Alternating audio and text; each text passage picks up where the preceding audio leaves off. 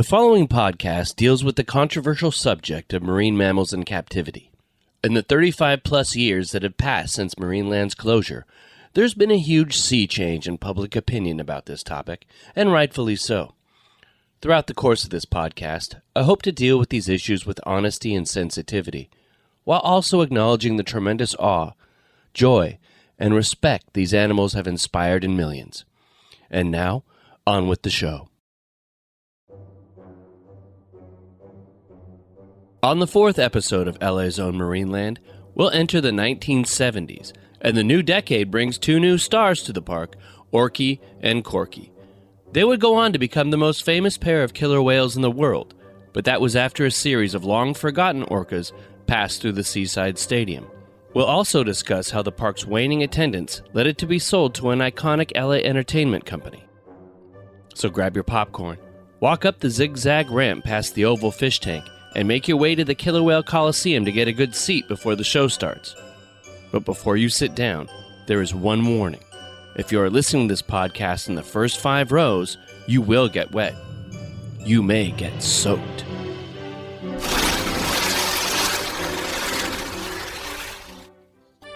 Seven-tenths of our world is covered with water. In Los Angeles, there's a place that overlooks this vast frontier. A place of wilderness. A place of drama. Hold your breath. It's Marineland. Plummet into global oceans teeming with life. Go eye to glowing eye with predators of the deep. Venture into a realm as intriguing as outer space. All a touch closer at LA's Own Marineland. As I mentioned on the last show, although Marineland is best known for having Orky and Corky, there are actually a series of killer whales that lived at the park in the late 60s and early 70s, but the timeline is a little hazy. The original Orky, now known as Orky 1, was caught in July of 1967 and flown down to the park from Vancouver. Corky, who we'll call Corky 1, and a male named Snorky were caught in April 1968, and they came to the park the next month. Orky 1 died of pneumonia and influenza in July 1969 after just 2 years in captivity. So Snorky was renamed Orky and would become the whale we'd know and love. Technically, he's known as Orky 2. So in July 1969, the park had 2 orcas, Orky 2 and Corky 1. It was around this time the Whale and Dolphin College, where the killer whales perform, was renamed Seaside Stadium, after a 1,300-seat grandstand was placed around the former holding pool, so spectators could watch without having to stand on their feet. In December of 1969, Marineland acquired 3 more killer whales, a 2-year-old female named Patches, her 4-year-old brother Kenny, and a female whale that would one day be known as Corky 2. In an LA Times article dated April 10, 1970, Orky, Corky, and Patches were moved to the top deck circular tank. It took a 30-ton crane with a 110-foot boom to carry them 300 feet to the main building. At the time, Orky weighed 5,000 pounds, Corky 1 weighed 4,000 pounds, and Patches, a baby, was just 1,125 pounds. This leaves poor Kenny in a holding pool while the others lived in the top deck, now known as the Killer Whale Coliseum.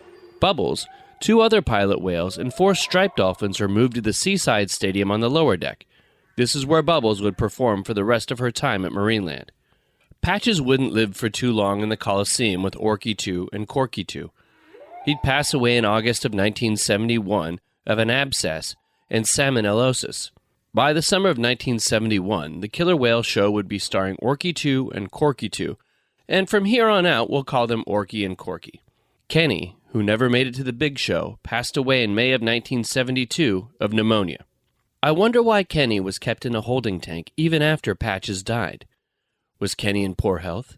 Did he have a hard time getting along with the other whales?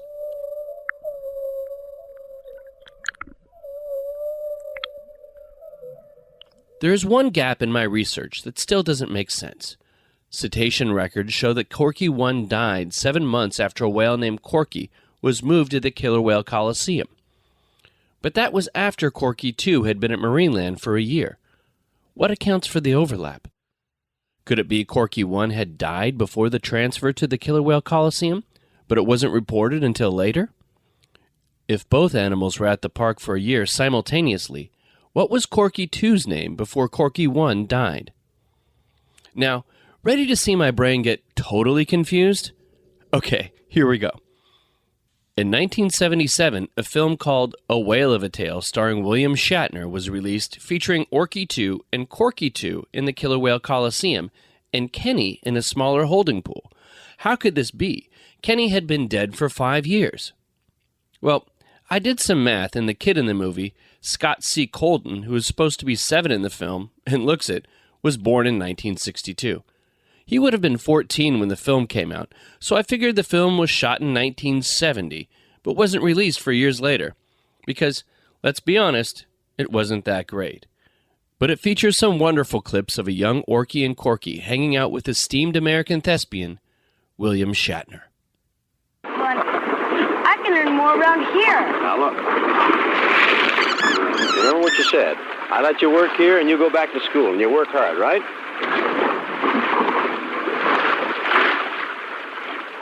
Right. Okay. I'm hungry. How about you? Me too. Let's go. Yeah.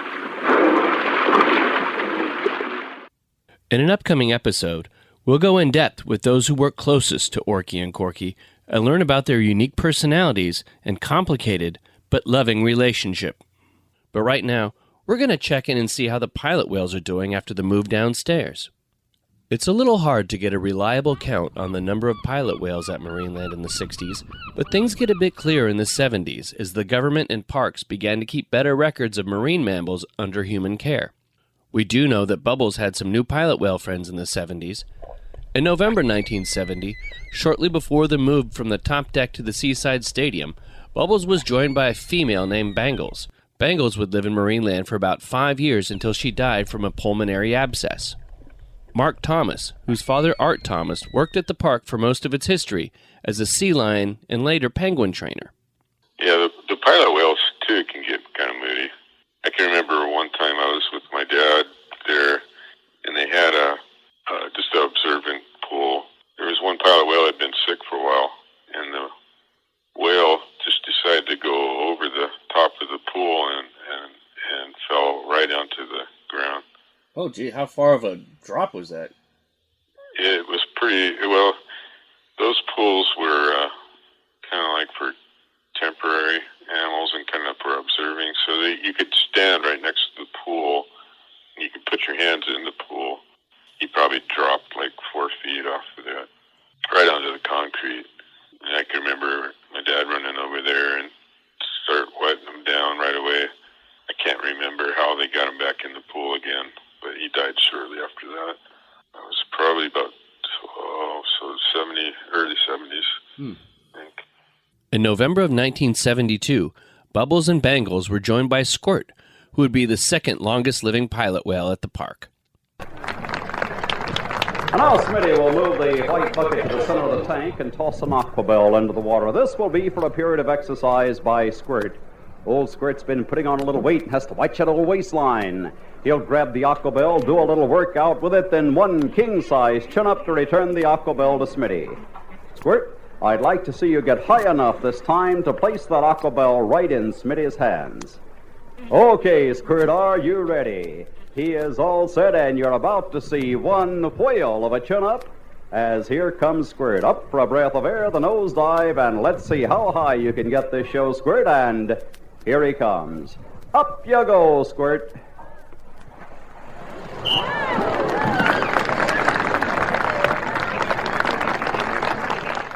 Hollywood didn't forget about Marineland after the 60s. The Partridge Family made a trip to the park in 1971 where they filmed an episode called Whatever Happened to Moby Dick. In the episode, Danny, played by my former co-worker Danny Bonaducci, who's also a national treasure, tells the family they need to include whales in their act to show their support for ecology. So they take a trip to the park where the band plays the whale song for Orky and Corky. Whale song, soft and low, sing me a story as gently you go. One of the interactive attractions at the giant oval fish tank were the pearl divers of the South Sea Pearl Pavilion. The divers were pretty young girls in swimsuits that swam into the giant fish tank, retrieved a pearl from a basket, and gave it to the visitor. Visitors down below could see the divers swim amongst the fish in the giant tank through the observation windows. After being handed an oyster, guests returned to the South Sea Pearl Pavilion to have the oyster opened. Depending on the quality of the pearl, they could have it turned into jewelry. Virginia Mason was a pearl diver in the mid-70s. Basically, you dive in, and then you go all the way down, and were the oysters all the way at the bottom of the tank? No, they were set in nets, which were about 17 feet down, and every day we would take the oysters out of buckets of formaldehyde, literally, and then take them and put them into the nets. And so for the show, we would dive down and get the oyster out of the net. The giant fish tank, it was 3 stories tall, and as you walked on the ramp, it was a circular ramp, and there were windows all around where people could look in as they were walking up. And so people would see us dive and get the oyster out of the nets and then go to the surface and give it to the customer.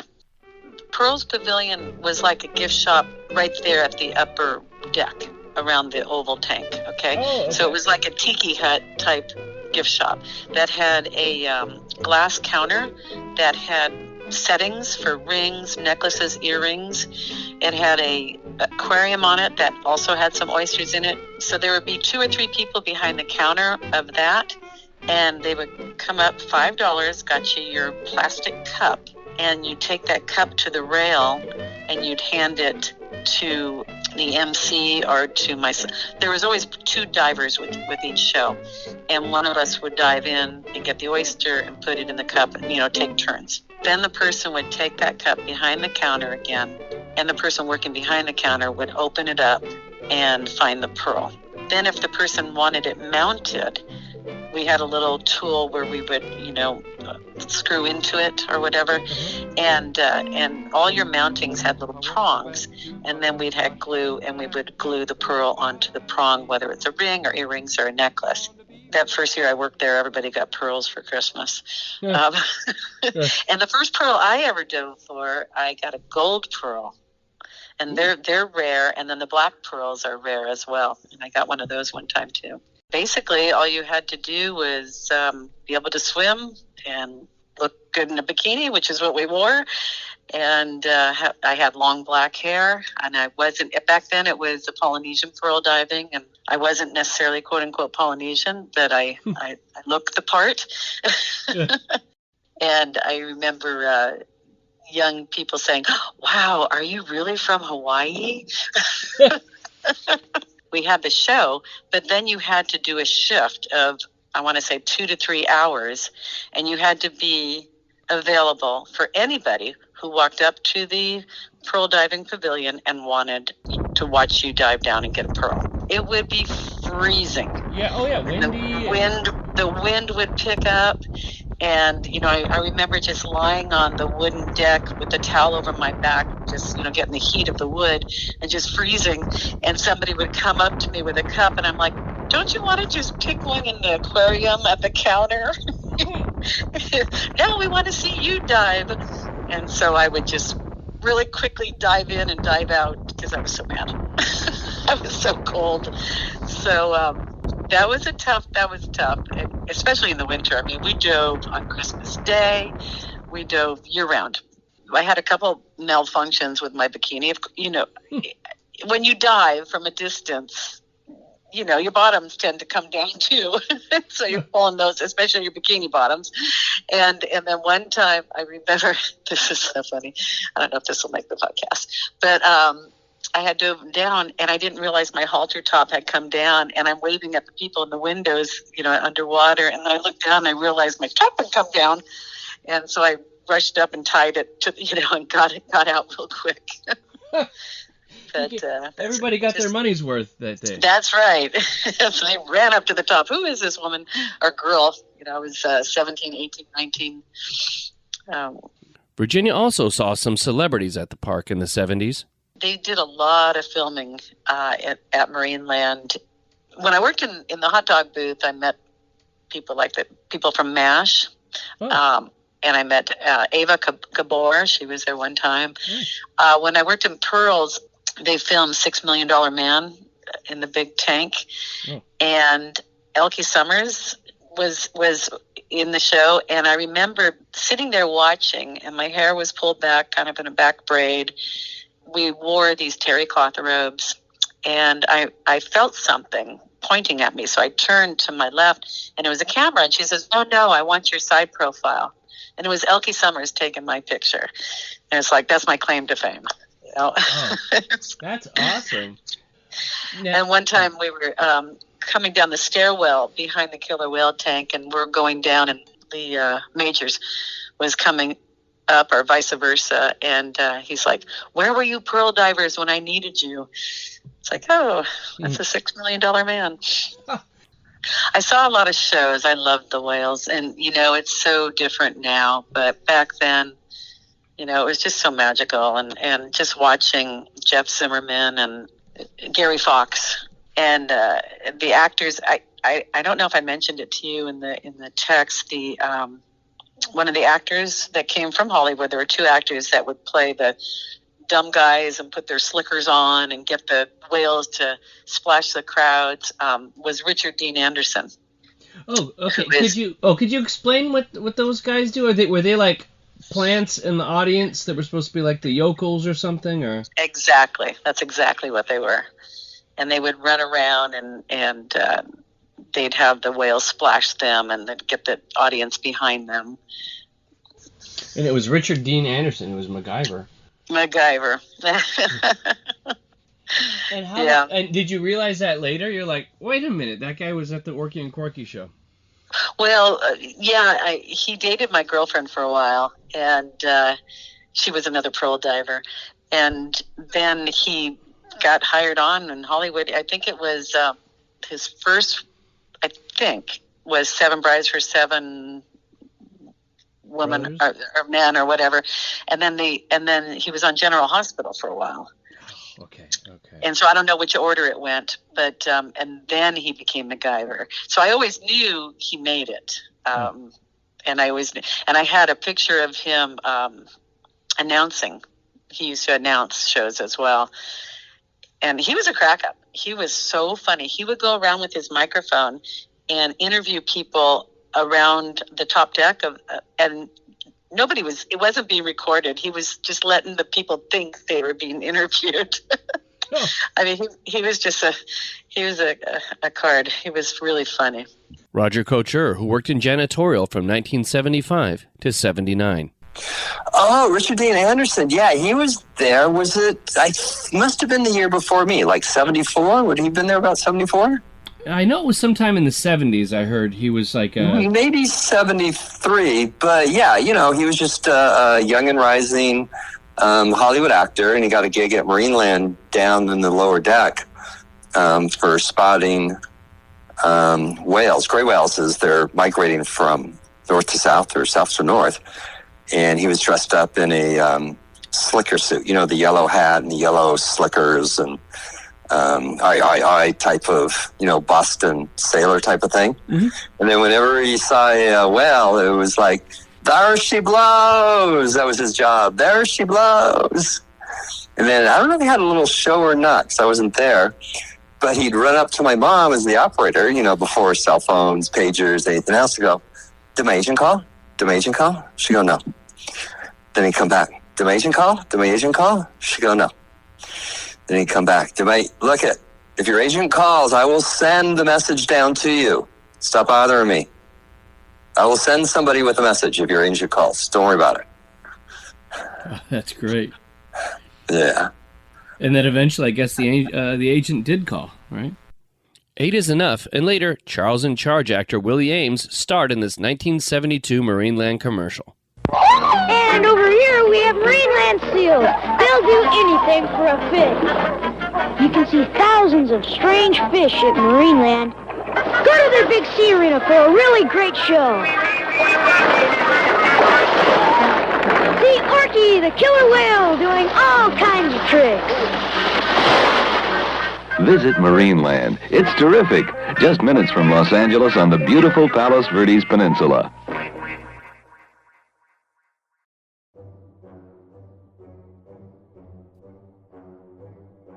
By 1972, the park was suffering financially due to competition from theme park rivals such as Disneyland and SeaWorld. At the park's peak in the mid-60s, Marineland would see around 1.5 million visitors a year, but by the early 70s, its attendance was cut in half, down to about 700,000. In October 1971, the park's annual income had fallen by 78% over the previous year. A big reason for the dip in attendance was there had been very few upgrades or new attractions added to the park since the mid to late 60s. The only notable upgrades were the Ocean Plaza built near the Sea Arena on the lower deck in 1969.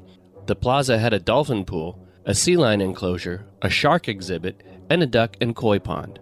In November 1971, Marineland was sold to the Hollywood Turf Club, the owners of the Hollywood Park racetrack in nearby Inglewood, in exchange for 255,000 shares of Turf Club stock.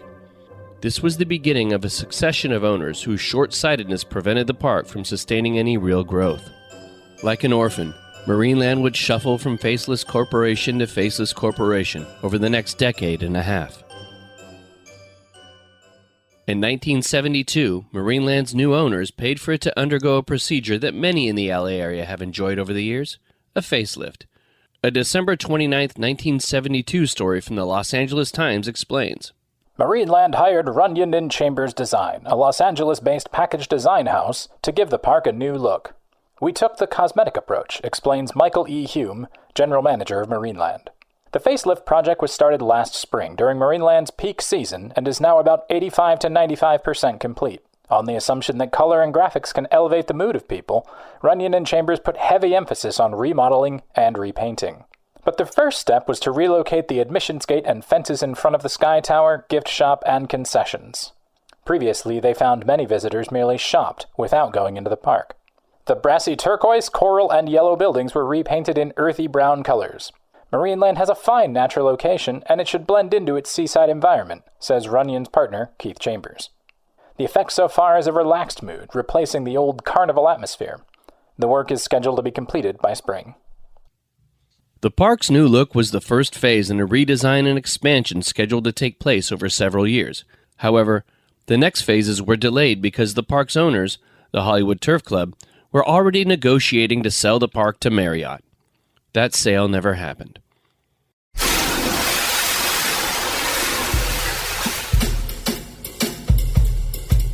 You may have noticed this show has no advertising. Well, kind of like PBS, we're relying on our listeners to support our efforts to preserve Marineland's history through this podcast, which has taken countless hours to produce. There are two ways you can help. First, you can make a donation to the show through PayPal by clicking on the donate button on our website at marinelandpodcast.com. That's marinelandpodcast.com. Or you can take a deeper dive into Marineland's history by becoming a Patreon subscriber. At patreon.com/marinelandpodcast, you can listen to full interviews with 19 people closest to the park.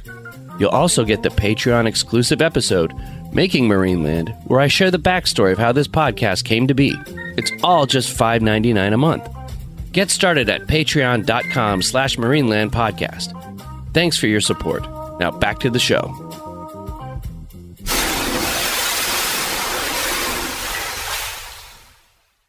While things in the Marineland accounting office were a bit stressful in the early 70s, in the tanks, the trainers were having a blast.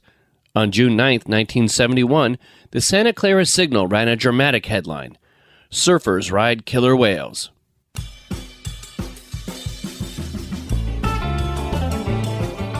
Killer whale surfing, a new and most dangerous sport, has been introduced at Marineland of the Pacific, with a trainer standing erect on the slippery back of a killer whale as the 3,000-pound animal churns around the tank at the Oceanarium on the Palos Verdes Peninsula. Killer whale surfing was developed by Marineland curator John Prescott and trainer Dick Brownbell. They started riding Corky, quote, bareback, and moved by gradual and careful steps from the sitting position on the back of the 3,000-pound animal to a full standing position in the last few years at the Killer Whale Coliseum. Seeing people ride on the backs of killer whales is something that you'll probably never witness again in a marine park. The 70s was truly a different time, and Marineland's lax rules meant that visitors and the animals could get up close. Very close. Mark Grindle, who worked in guest relations in the early 80s, Yeah, I know that they had a tank in the lower part of the park. It was the petting tank for the dolphins, or at least you could feed them.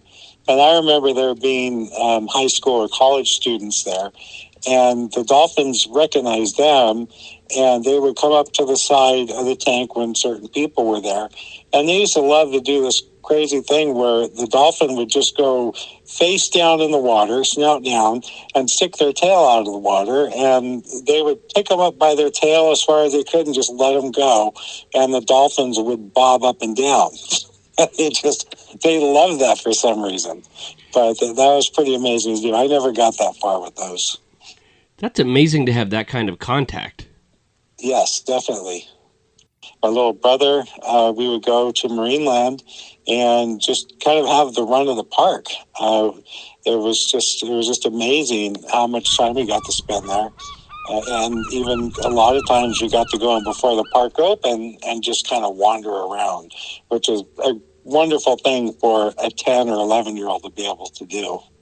So at 10 years old, were you able to just walk up into the Killer Whale Coliseum and see Orky and Corky swimming around? Yeah, I mean, the park was kind of wide open. There really weren't any gates or anything once you were inside, so you could just you could walk through the giant fish tank that was next to it or up the ramps and just go up to the top and see the whales. Wow, that's incredible. Did they recognize you when you got up there? It's hard to say if they recognize me, specifically. I know some people have said that they've gone to SeaWorld and that Corky recognizes them, trainers or people who work there a lot. My brother, who worked in maintenance, used to go up there, and he used to get the hose out and squirt the whales, and they loved it. They would roll upside down, and he would just hose down their bellies. He wasn't supposed to do it, but they always loved that. And he believed that they recognized him. When they saw him come in, he had that hose, they would just get into position to be hosed down. Fred Schaefer, Marineland warehouse manager from 1976 to 87. So one day my dad goes, "Hey, we're going to go to Marineland. If you want to go along, I'll pay to get you in." It's like, okay, so I'll go. And this is kind of what got me hooked on why I even started to work at Marineland, okay? I go down and everybody's at the Sea Lion show, so I'm just sitting there waiting for everyone to get out. So I'll go over to the dolphin petting pool, and there's probably like 3 or 4 people around the pool, and there's a volleyball. So I take the volleyball, throw it out in the water, and the dolphin picks it up and brings it back to me. I go, "Oh, cool, fetch," so I throw it again, and it comes back to me, and then I start walking around the tank, and I'm throwing it, and the dolphin will see me, and comes back over to me again. Then the show broke out, okay? And now instead of being just a couple of people around the tank with me, now it's completely surrounded by people, everyone trying to reach out and touch the dolphin, and it's about 3 people thick. Wow. Well, the dolphin would actually see all these people, and he would discriminate and pick me out of the crowd. And he would come over and not let anybody else have the ball, and he would take it right to me, and he wouldn't let anybody else touch him, but he would let me pet him, right? Wow. I go, "This is so cool." I go, "These dolphins are smart. I want to be a dolphin trainer." Like, you know what I mean? Right. Like right then, I went from being, like a pissed off high school freshman to going, I want to be a dolphin trainer. And at that point, that became the focus of my life. Wow, that's incredible. So that's how that one moment. Yeah, so that's how I got into Marineland, okay, was I'm going to do whatever I can to work here, and I want to be a dolphin trainer. Eventually, Fred's dream did come true. He'd go on to become a marine mammal trainer at SeaWorld and with the U.S. Navy. Elisa Mitchell, who worked in guest relations and as a costume character in the 80s. So your pilot whale show, you've got Bubbles there, maybe you've got Cooper, a whale, or a dolphin, correct? Uh-huh. And what was the other dolphin? Sundance and Crunch, and they'd be different at different times. My primary memory is Sundance and Crunch, in with Bubbles, the whale. Oh, sorry. I was going to say that I had a rhythm with Sundance that when I would come down, how you got down to underneath where you could see the tank windows was this really steep staircase, and then there's this room down beside the tank itself. And so Sundance and I had a game that was played every time. And of course, they know people, and it was chase. It was a game of tag, and so what I would do is run along the tank windows, and sand duns would either run along with me and then flip and come back when I went the other way, because it didn't go all the way around, or would go all the way around the tank to come back to meet me where I had started. So we would do this. This was the ritual every time that I would go do a show. But when I was topside and on the water, Sundance did not like me and would not snap at me whenever I tried to reach out and touch. So that was like, nope, you belong downstairs. Go do your job, lady. So Andy Hill worked in food services from 1985 to 86. It was long past closing on a summer night, and a few friends and I just started wandering around the park, and there was no one else there. And we were able just to go into the dolphin area and basically play with them, pet them, and I think throw them a few balls. And they're normally kind of not in the big arena pool, but for some reason they were out. It was super cool. You could just basically just play with them. And, we did this for 5 to 10 minutes and then just kept walking. It was really cool.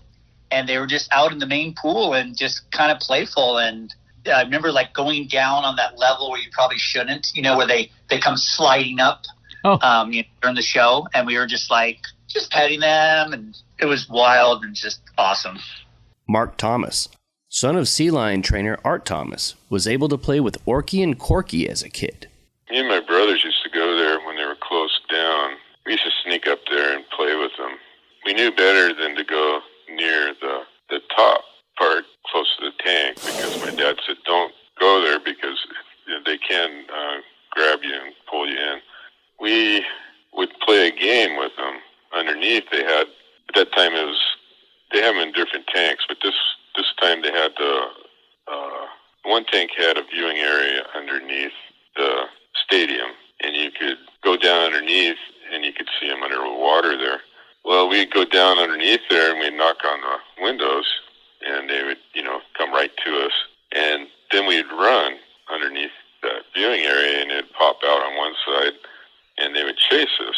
And it was almost like a chasing game, like a hunting type game. That's what it started to remind me of. And it was fun, but it almost started to feel a little spooky after a while.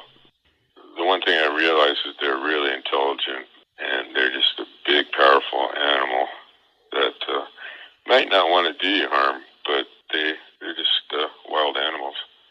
Gail Lawley, marine mammal trainer from 1978 to 87. So when Georgie and Blue, I first started I ended up working with a number of animals from the rescue center that I ended up training and becoming involved in, and Georgie and Blue was one of them. In fact, I still have a slide. I still have a photo of taking the two of them for a walk through the park. That's pretty cool. How did people react to you walking the walruses around the park, like the visitors? Yeah, well, you can imagine it was quite a scene. What was really funny about them too, because we walked sea lions and all over the place. But with the walrus, with those guys, you had to time it, because if you went too far, they would literally just lay down flat on the walkway, and it would take a long time to get them going again. Oh. and you can't force a walrus. No, truly you cannot.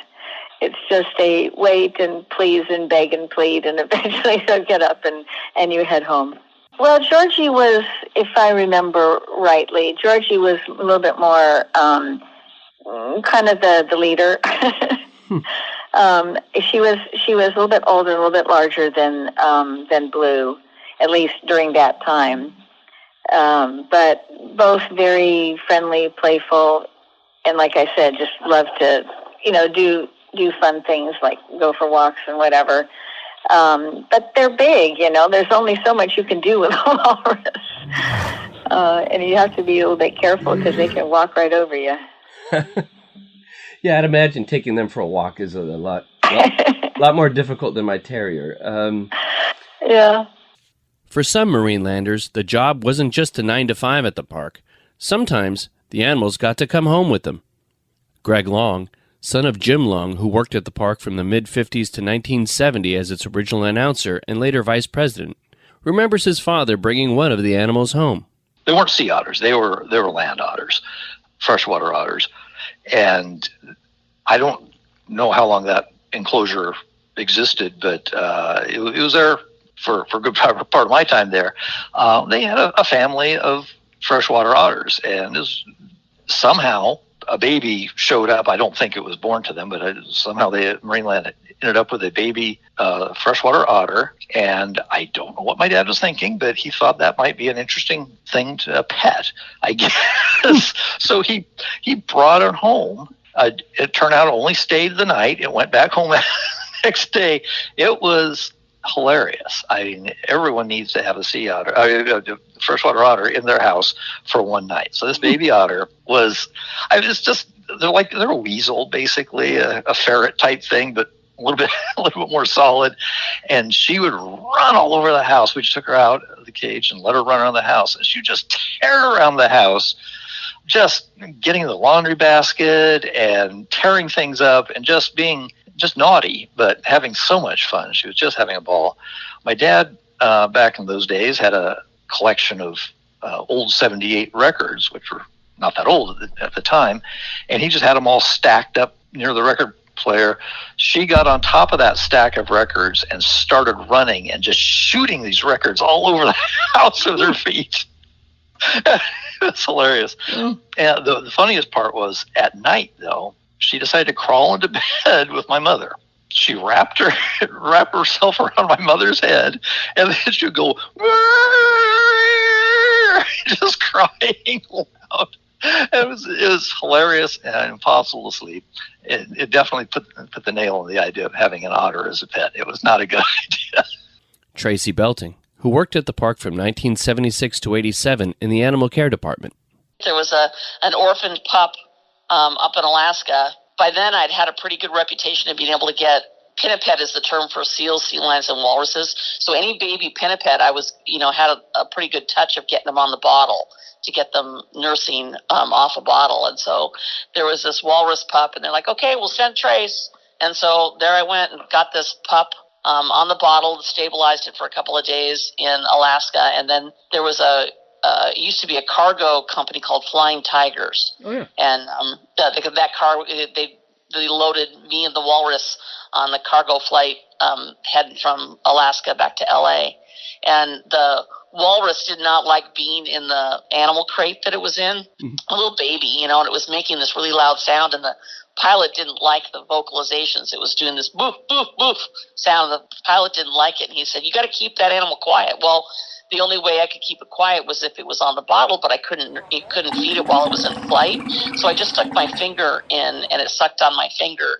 And, it was, several hour flight. So I'd do one finger for a while, then another finger, because my fingers were getting all pruny, having walruses sucking on it for an hour. But it kept it quiet, and the pilot was happy. So theme parks need to constantly update their attractions to keep people coming back year after year, especially in the Southern California area, where there was a lot of competition for the theme park dollar. In the early 70s, there was Disneyland in Anaheim, Busch Gardens in the Valley, and SeaWorld down in San Diego. In nearby Buena Park, the Knott family built a log ride attraction on their farm, transitioning the restaurant into a theme park. And in Hollywood, Universal Studios had just begun giving tours to show off the magic of movie making. In 1968, SeaWorld and the Newhall Land Corporation bought a plot of land in Valencia, California, just outside of the San Fernando Valley. One of the original plans was to create an aquarium that would compete with Marineland. But plans changed, and in 1971, Magic Mountain, a theme park with large roller coasters that catered to teens, opened its gates. In the late 1970s, it would be purchased by Six Flags to become one of the most popular amusement parks in the country. Besides a new paint job and rearranging the fences, the Hollywood Turf Club did little to bring people back to Marineland, and it slowly lagged further and further behind the competition. So in October 1974, Hollywood Turf Club gave a 3-year lease to 20th Century Fox to take over the day-to-day operations of the park and finance new attractions. The film company had the option to buy the park when the lease expired. At the time, one of the biggest names on the 20th century lot was film producer Irwin Allen, who made a name for himself by producing big-budget disaster films such as The Poseidon Adventure and The Towering Inferno. Fox enlisted Allen to lend his epic sensibilities to Marineland in an attempt to reverse its fortunes.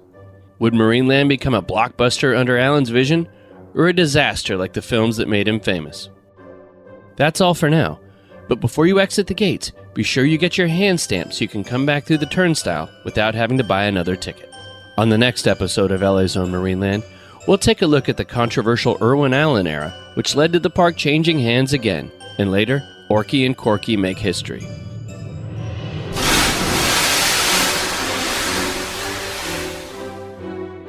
LA's Own Marineland was written, produced, and hosted by Todd Perry. That's me. But this wouldn't be possible without the help of a wonderful group of Marinelanders who shared their incredible stories. This episode featured the voice talents of Mark Chambers. For more information, references, and to support the show, visit marinelandpodcast.com and follow us on Twitter at MarinelandLAPod. Please be sure to sign up for our Patreon page, where you can learn even more about the history of Marineland by listening to full interviews with 19 people closest to the park. You'll also get the Patreon exclusive episode, Making Marineland, that tells the backstory of how this podcast came to be. Get over 15 hours of fun for just $5.99 a month. Get started at patreon.com/MarinelandPodcast. That's patreon.com/MarinelandPodcast.